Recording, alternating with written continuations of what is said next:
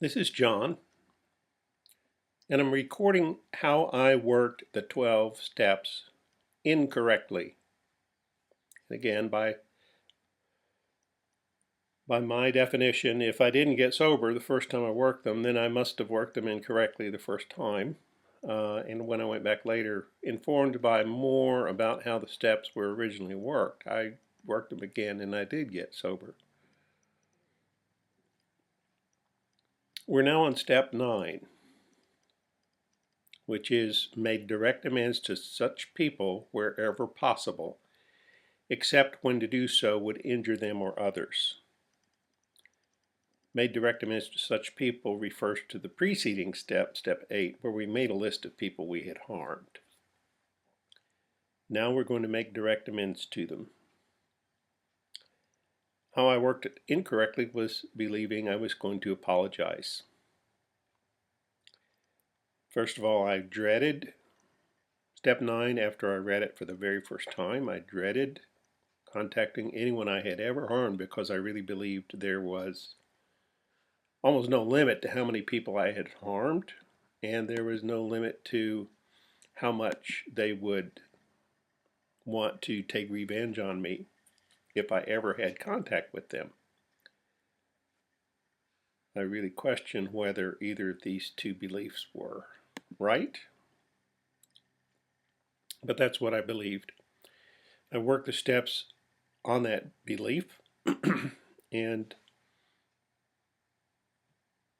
I just went about trying to decide who I had actually harmed. My definitions were very vague,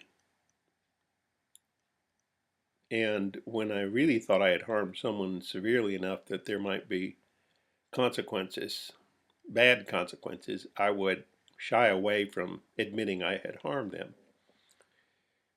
So I was wanting to give an apology only to a partial list of people I thought it was safe to apologize to.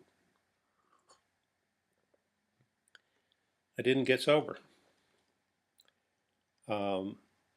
I was not an alcoholic, but I was a compulsive and worked the program of recovery that's outlined in 12 steps of AA. I didn't recover. Later on, I went back through after listening to long sober people talk about how the steps had been worked in the early days, meaning the 1930s and 40s, and looking at the literature quite closely, believing the instructions are hidden in plain sight. Not hidden at all, but they're in plain sight. I turned to page 76. Now, I need to explain to you, you could have listened to other recordings and not looked at any page or chapter in the big book in order to hear what my experience was. In this case, I think reading pages 76 through 83 at the very least is very important in the big book of Alcoholics Anonymous because it's so helpful. It goes into great detail about how to make amends, especially on different topics, such as if you owe money, if you owe alimony. When other people are involved and that complicates making amends, when you've affected the reputation of another, when you have domestic troubles, when the utmost frankness is required and there are wrongs we can never fully right. These are talked about in wonderful detail, and I'm not going to do that here.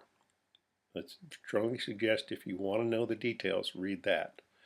What I'm going to detail here is how I worked the amends based on the careful reading of those pages.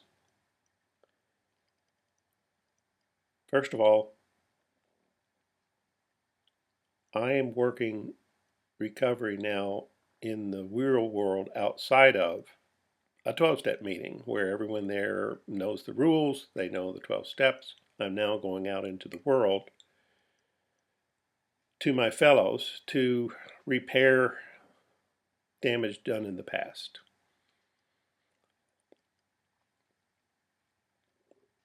That was a little unnerving, but when I went through and read the specific instructions, it said we go to them in a helpful and forgiving spirit.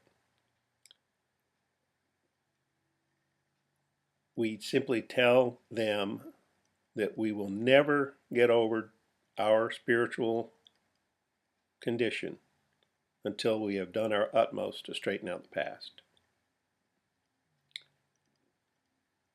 In my experience, this happens in short meetings, short encounters. I may indeed say, hey, can I come over to your house? Can I come over to your office? Can we meet for coffee? It really needs to be something brief. It's not going to be a long conversation. And so if you meet for lunch, that's an hour-long conversation. And this can happen in mere moments. So I would say, in my experience, the amends were best left to a situation where I could leave and they could leave if we'd finished what we wanted to talk about. But here's the conversation. And just picture I've bumped into someone as I was entering a restaurant and they were leaving the restaurant, and they were on my 8th step amends list, people I'd harmed. And I said, can I talk to you for just a second? And he didn't know what this was about. This is no context of the 12 steps. It's just, hey, can I talk to you for a second? This is someone I had worked for in the past. He said, sure. And I said, can we step over here where we won't be blocking the door? And he said, okay, what's up? Here's what I said, and this is exactly what I recommend saying based on my reading. I said, I am in a spiritual program of recovery. Part of that involves addressing my mistakes of the past. I did this harm to you, and this is where I would say, I quit a job that you gave me as a great favor to me. You gave me the job, and I just walked away from it. That was wrong. It was dishonest because I didn't give you any warning that I was going to quit. It was inconsiderate because it was something that I really didn't think about how much it would affect you. I was frightened. I was scared I wouldn't be able to get another job if I didn't act quickly, and I was selfish. I was absolutely only thinking of myself when I turned in my resignation. I am sorry. That was wrong. If there's any way I can make amends now or in the future, please tell me. Here, I stopped talking.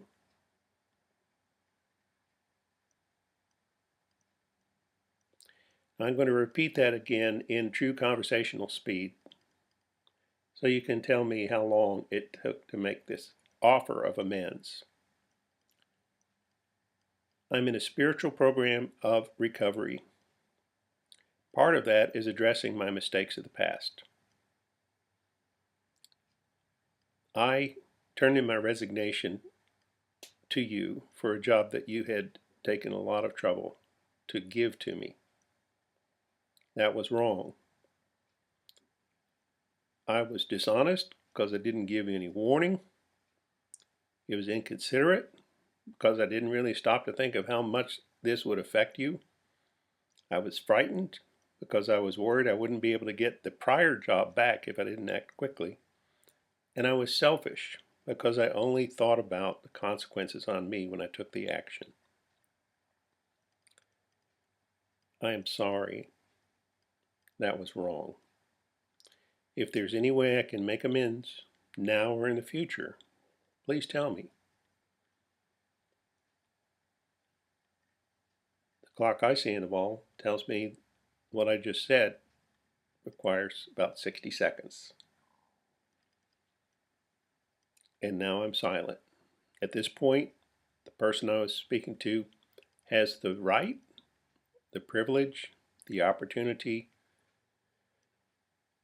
and the responsibility to have their own reaction, whatever that reaction is. It's their reaction. I have made my offer of amends, and that's all I can do. In the language of the program, I'm offering to clean off my side of the street, but I don't mention them or what they should do. I just shut up. And if they ask me, as I said, it's in the step, if you read it out loud, it says, made direct amends to such people wherever possible, except when to do so would injure them or others.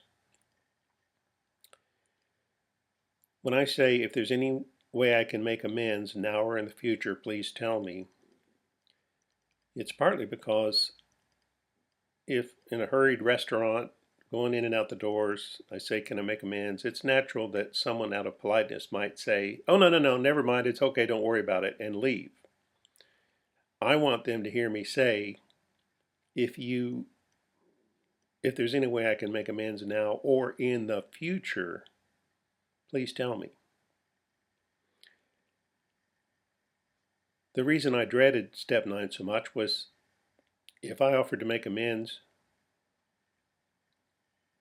and they named something completely unreasonable or very painful or very expensive or very costly in any sense of the word, what would I do? That was a basis for my fear. What I do if the person says now or in the future, they name something that's too costly. They say, I want $1 million. I want you to blind yourself with acid. I want whatever. These aren't things anyone ever said to me or ever would say to me, frankly, based on a lot of ninth steps. But that was my fear talking. My fear told me they're going to say something completely unreasonable. They're going to say something terrible. They're going to say something that's, impossible. So if someone asks for anything and I cannot immediately say yes based on what they asked, I say I will follow up with you in 24 hours or less. And I go to my sponsor and I say, hey, this person asked for something. I just want to make sure that this is something I can do without harming them or others. Sponsor is a sane person.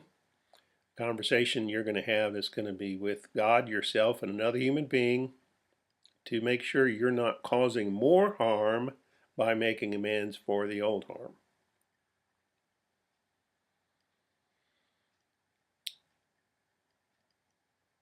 So, the rest of the writing in the big book about ninth step amends is very valuable, very detailed, very human, very common sense. It answers some hard questions. What if we owe money? What if we've broken the law? What if we've broken our marriage vows? It addresses each thing, if you read carefully, on pages 78 through 83. You'll have to read carefully. It's in plain sight, but you have to read carefully to find the things I refer to. Talk to your sponsor if you're not sure. And in general, talk to your sponsor about anything you hear me say that does not align with what you see in the literature or what your sponsor has told you. I will wrap it up with that. You're welcome to re-listen to this to make sure that the things I've said are consistent and make sense to you. And I have been staying sober this way now for decades, and I can therefore recommend this way to work the ninth step as having been correct for me because I got sober. Thank you again for listening. This is John.